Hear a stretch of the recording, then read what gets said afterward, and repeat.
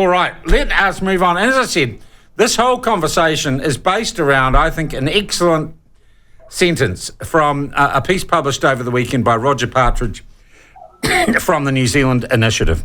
And it was a lovely sentence. It says, the political zeitgeist of grievance and identity trumps any unifying goal of expanding opportunity and prosperity for all.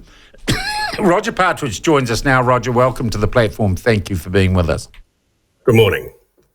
I thought that was a very powerful sentence.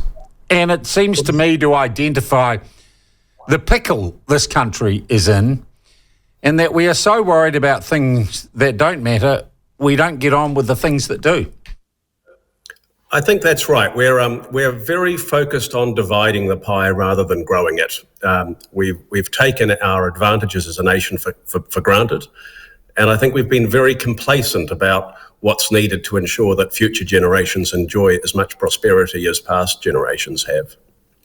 Roger, we look then at the Prime Minister's been up in Southeast Asia, meeting with social media influencers, giving $41 million away for some coal power conversion thing up there, and saying we're open for business, which seemed to result in our mainstream media in a criticism of him for being too negative and for being too corporate speak, too PowerPoint driven. How can a government or a new administration get any go forward when it's constantly being criticised by our mainstream media? Well, I think there is a problem with the media. I think there's a problem with the national attitude as well. It is the role of the government to sell the country, especially when we've been closed for business for so long. Going out into the world and telling the New Zealand story, I think, is an important part of getting New Zealand's prosperity back on track. I might tell you a little bit about the New Zealand Initiative's delegation to Ireland, Sean, because the difference in the national narrative of another small island, formerly agricultural nation, and ours couldn't be starker. And about the same population, right? About the same population. And about 2% Indigenous native speakers as well. But they weren't getting hit up like us about dual language road signs.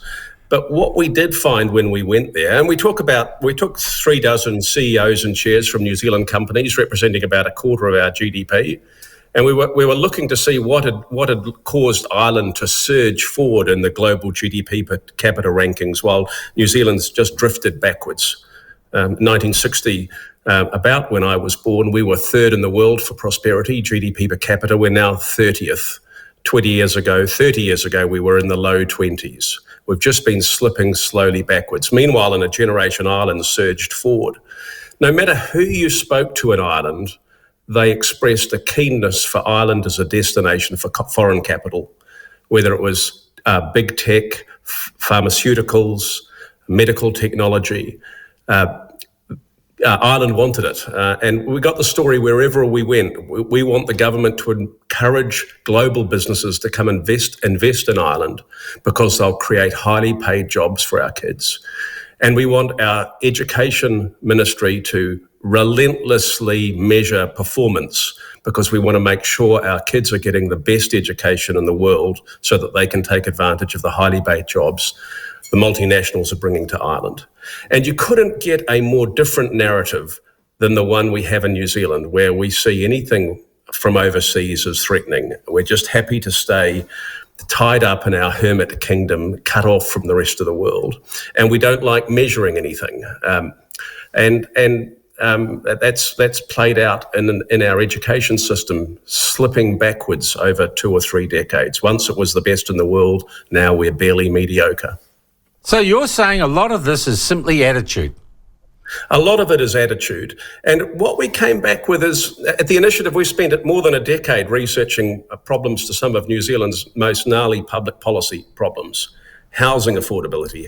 How have we conspired to have a shortage of land for housing when less than 2% of New Zealand is built on? Education problems with our inexorable slide in the international league tables.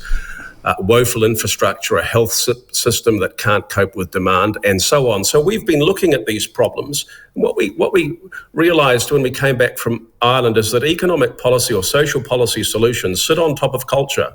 You've got to have a culture that's demanding excellence.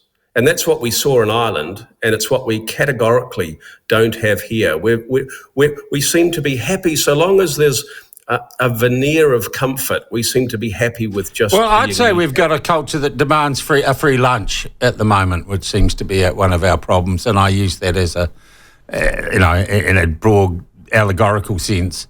We're looking for a free ride. We seem to be looking for what the government does for us, not what, the old JFK thing. Ask not what your country can do for you, but what you can do for your country. And we're so far away from that ideal. Yes, that's right. That's the slicing the pie up rather than growing it. And we all get prosperous if the pie grows. And that's where the focus needs to be. And even where we set an ambitious target, as I say in the article, like we did in 2008 with the initiative to close the gap with Australia, that betrays our lack of ambition. Why are we just looking to close the gap with Australia? Why aren't we trying to be the most prosperous small nation in the world? That's what we do in the sporting field. Why don't we do that with our growth and prosperity as well?